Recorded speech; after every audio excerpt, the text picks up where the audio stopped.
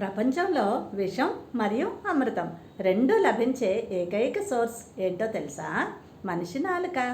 అందుకేనేమో యేసు సహోదరుడైన యాకోబు తన పత్రిక 3:5-8లో ఒక అద్భుతమైన మాట సెలవిచ్చాడు. నాలుక చిన్న అవయవమైనను బహుగా తెరిపడును అని.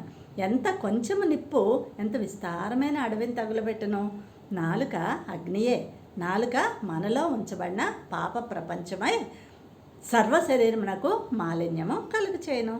ఒకరి మాట ఒక జీవితాన్ని నిలబెడుతుంది, అదే మాట ఇంకొకరి జీవితాన్ని నాశనం చేస్తుంది. మన నాలుకే మన మాటలను నియంత్రిస్తుంది.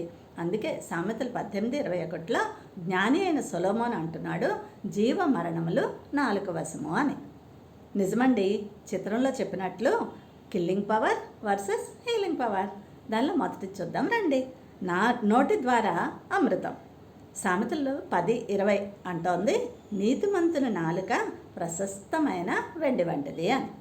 మన మాటలతో ఎదుటివారికి ధైర్యాన్ని ఇవ్వచ్చు, బాంధవ్యాలను బలపరచవచ్చు, ఓదార్పును ఇవ్వచ్చు, నవ్వులను పూయించవచ్చు. సో కొలసి 4:6 చెప్పినట్లు మీ సంభాషణ ఉప్పు వేసినట్లు రుచికరంగాను కృపాసహితంగాను ఉండాలి. రెండవది నోటి ద్వారా విషం. అవే మాటలతో ఎదుటివారి మనసును గాయపరచవచ్చు, సంబంధాలను తెంచుకోవచ్చు, ఒకరి ఆత్మవిశ్వాసాన్ని దెబ్బతీయవచ్చు. ఆయుధం చేసిన గాయం కంటే నోటి నుంచి జారిన పరుషమైన మాటలు చేసే గాయం చాలా ప్రమాదకరం సుమండి. సో కత్తిపోటు వంటి మాటలు పలకకుండా మీ నాలుకకు కత్తి పెట్టుకోండి. మన మాటలు ఎదుటివారిని అమృతంలా ఆదరించాలే కానీ విషంలా చంపకూడసుమండి.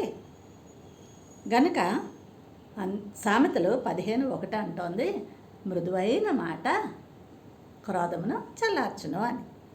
అవే సమాజంలో మనకు గౌరవాన్ని తెచ్చిపెడతాయి. దోస్త్, నీ మాట ఒకరిని బ్రతికిస్తోందా చంపుతోందా? ఒక్క క్షణం ఆగి ఆలోచించు. నీ నాలుకను అమృత కలశంలా మార్చుకో. మన నాలుక మన హృదయానికి అద్దం లాంటిది. అందుకే మత్తయి సువార్త 12:34లో యేసయ్య స్వయంగా పలికిన మాట, నీ హృదయం నిండిన దానిని బట్టి నీ నోరు మాట్లాడును అని.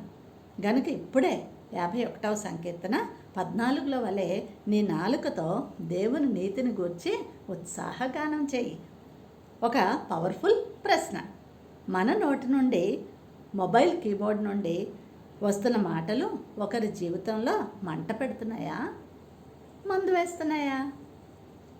God bless you all.